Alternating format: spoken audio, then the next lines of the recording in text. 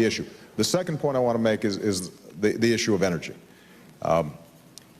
Russia is in part resurgent, and Putin is feeling powerful because of petrodollars, as Senator McCain mentioned. That means that we, as one of the biggest consumers of oil, 25% of the world's oil, have to have an energy strategy, not just to deal with Russia, but to deal with many of the rogue states we've talked about, Iran, Venezuela. And that means, yes, increasing domestic production and offshore drilling, but we only have 3% of the world's oil supplies, and we use 25% of the world's oil. So we can't simply drill our way out of the problem. What we're going to have to do is to approach it through van a venir y nos van a saquear o a terminar de saquear. Eso está clarito. Vamos a escuchar a la generala del país de las hamburguesas. Lo dice claramente, voy por tus riquezas. ¿Y usted qué opina? Te dejo el video. Dame tus opiniones. Adelante. If I talk to my number two adversary in the region, Russia, I mean, I've got of course, the countries, Cuba, Venezuela, and Nicaragua with Russia relationships. But why this region matters, with all of its rich resources and rare earth elements. You've got the lithium triangle, which is needed for technology today. 60% of the world's lithium is in the lithium triangle: Argentina, Bolivia, Chile. You just have the largest oil reserves, light sweet crude, discovered off of Guyana over a year ago. You have Venezuela's resources as well, with oil, copper, gold. We have the Amazon, lungs of the world. We have the 31% of the world's fresh water in this region too. I mean, it's just off the charts. We have a lot to do. This region matters. It has a lot to do with national security. And we need to step up our Bueno, y les contábamos que hoy Stoltenberg, bueno, estos días está de gira por Asia, ha estado en países como Corea del Sur, como Japón, y hoy ha hablado con Fumio Kishida, el primer ministro de Japón. Ha hablado en una rueda de prensa conjunta y ojo a lo que ha dicho. Advierte Stoltenberg, el secretario general de la OTAN, que si Putin gana la guerra, ojo al mensaje que podría darle a China. Dice que si eso ocurre, China podría entender que la fuerza bruta funciona. Dice concretamente Jens Stoltenberg que si el presidente Putin gana en Ucrania, enviaría un mensaje de que los regímenes autoritarios pueden lograr sus objetivos a través de la fuerza bruta. Esto es peligroso, lo ha dicho, como decimos, Stoltenberg en una rueda de prensa con Fumio Kishida. Dice que lo que está sucediendo en Europa en el día de hoy podría suceder mañana en el este de Asia. Recuerden. Attack the military capability of the Taliban regime. And reach of our enemies. We will win this conflict by the patient accumulation of successes, by meeting a series of challenges with determination and will and purpose. Today we focus on Afghanistan, but the battle is broader. Every nation has a choice to make. In this conflict, there is no neutral ground. If any government sponsors the outlaws and killers of innocents, they have become outlaws and murderers themselves, and they will take that lonely path at their own peril. Las declaraciones que a últimas fechas han realizado tanto el expresidente de Francia, François Hollande, como la ex canciller alemana, Angela Merkel, en el sentido de que sabían que las políticas con el oso siberiano en el 2014 y 2015 eran solo una pantalla para que Kiev ganara tiempo y pudiera armarse, son prueba suficiente de su colusión en el conflicto europeo. Así lo consideró Vyacheslav Volodin, líder de la Duma rusa, quien afirmó que todo fue un montaje de la Organización del Tratado del Atlántico Norte para preparar un ejército que entrara en pugna con el país transsiberiano, por lo que deben tomarse como evidencia para la organización de un tribunal militar a nivel para ambos personajes. Dirán, claro, si nos están haciendo el día a nosotros, vamos a hacerlo nosotros a los que tenemos allí, ¿no? Hay que buscar a otro que pague, ¿no? Nord Stream parece que podría volver a estar operativo en 2024. Bueno, esto ha sido un bombazo, ¿no? Que ha pasado también desapercibido en muchos sitios. Ha salido el exdirectivo, el exconsejero delegado de Uniper, que era el principal cliente de gas ruso antes de que Moscú pues dejara de suministrarlo a través de Nord Stream, después de los famosos atentados. Sale el consejero delegado saliente porque la empresa ha sido nacionalizada. El gobierno alemán aprovechó para nacionalizar la empresa, que tenía unas pérdidas espectaculares, y entonces sale a la palestra y dice que Nord Stream dentro de un año podría estar reparado. Claro, todo el mundo se ha quedado alucinado porque esto no es un mensaje que salga de Rusia, sino que sale de una empresa alemana, hoy empresa pública, ¿no? Y entonces dice él, la primera pregunta que habría que responder es ¿cuál sería la voluntad política a nivel europeo y en Berlín para llevar ese gas ruso a Alemania otra vez, ¿no? Y es que aquí está un poco la clave. El verano pasado el gobierno alemán rescata a Uniper debido a los números rojos, debido al autoembargo del gas ruso, que luego al final pues se convierte en un embargo de facto porque los gasoductos son destruidos, una parte de ellos, se ha exagerado también un poco, una parte de ellos. La investigación sigue abierta, a pesar de que Suecia tiene información, ha dicho que tiene información, pero que no la va a facilitar, porque además está en plena negociación para entrar en la OTAN, y todos los indicios apuntan a que se trató de un sabotaje cometido con la ayuda de países de la Alianza Atlántica, especialmente de Polonia. Como solemos hacer los martes, con Lorenzo Ramírez, periodista económico. Lorenzo, ¿qué tal? Muy buenos días. ¿Qué tal? ¿Cómo estás? Muy buenos días. Bueno, en el punto de mira, esa situación geopolítica afectando sobre todo al conjunto de la economía, las últimas palabras, las de Macron, que veíamos esta mañana decir que había una serie de condiciones que si se cumplían, los cazas podían ir a Ucrania.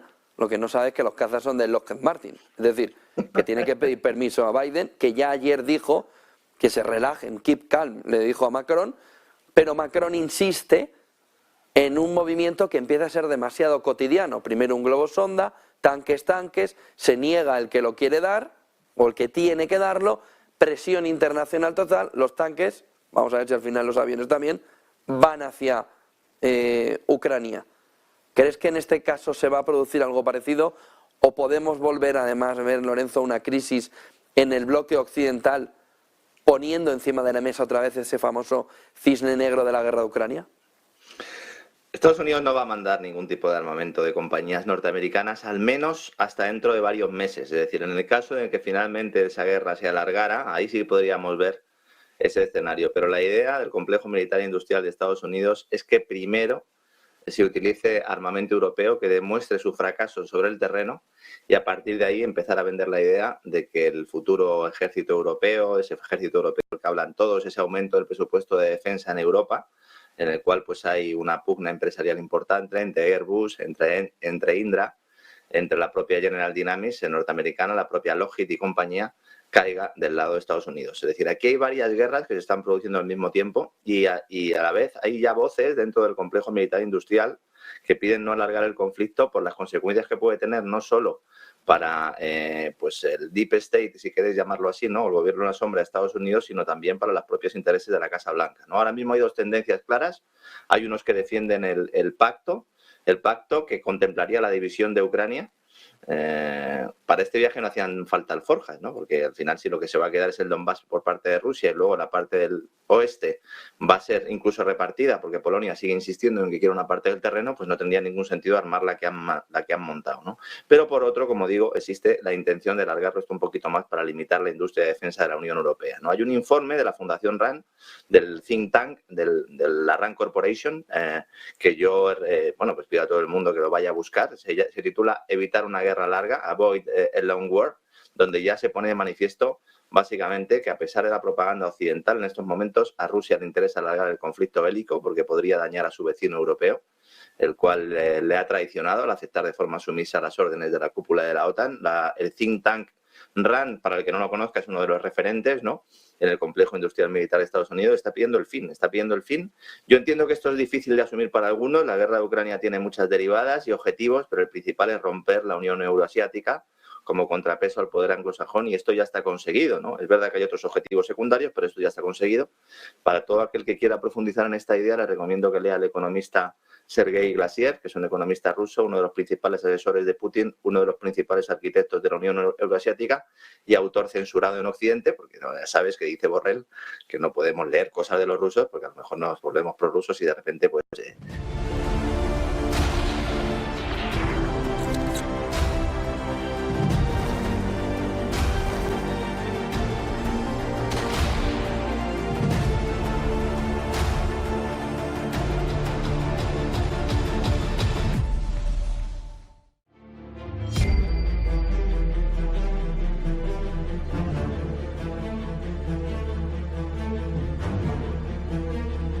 Julio de 1987.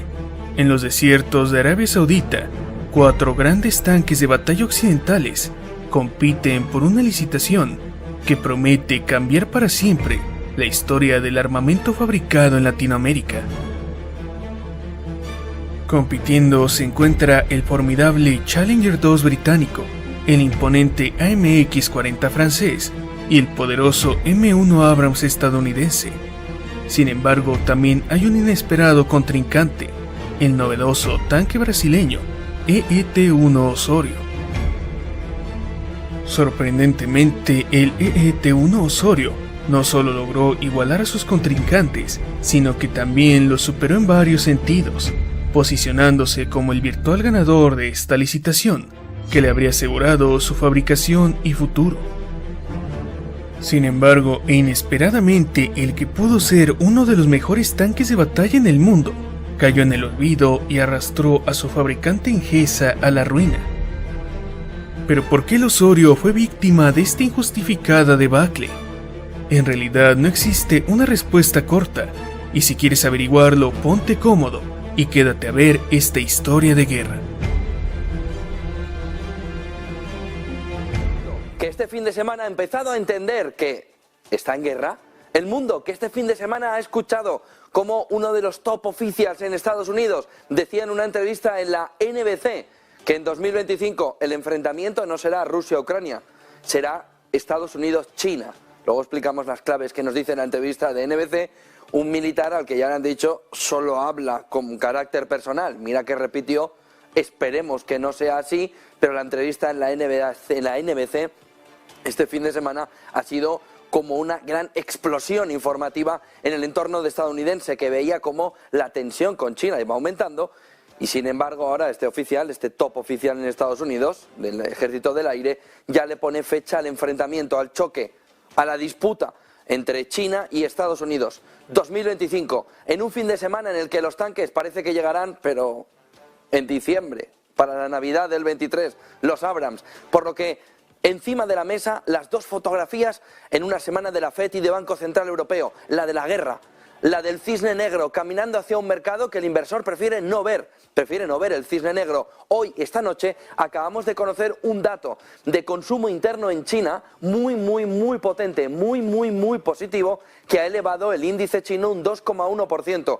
Si cogemos el mercado chino desde octubre, mínimos, y lo miramos a la jornada de hoy, habremos visto que el mercado chino se ha revalorizado un 20%, marcando una subida incluso mayor que el S&P 500 estadounidense. Por lo que el cisne negro va trayendo al mercado todavía queda ni tan siquiera en el reojo del inversor, que está queriendo creerse la fotografía del parón de tipos de interés, pivote hacia abajo y sobre todo que China vuelve al mercado con un influjo, con una fuerza que prevé levantarlo todo. A quienes no le va a levantar todo en su industria, esta mañana parece que es al mercado de semiconductores, de microchip. 160.000 millones de dólares de mercado, sobre todo vinculado a los mercados emergentes, sobre todo vinculado a Asia, que está viendo cómo la demanda se desploma mientras sus chips se quedan en estocaje, se quedan en los almacenes y no consiguen colocarlo en el mercado. De tal manera que si cae la demanda y no consiguen colocarlo y la tecnología va tan rápido que se quedan desfasados, van a tener que provisionar unas pérdidas abundantes. Rusia está dispuesta a derrotar el mito de la invencibilidad de los mejores tanques occidentales.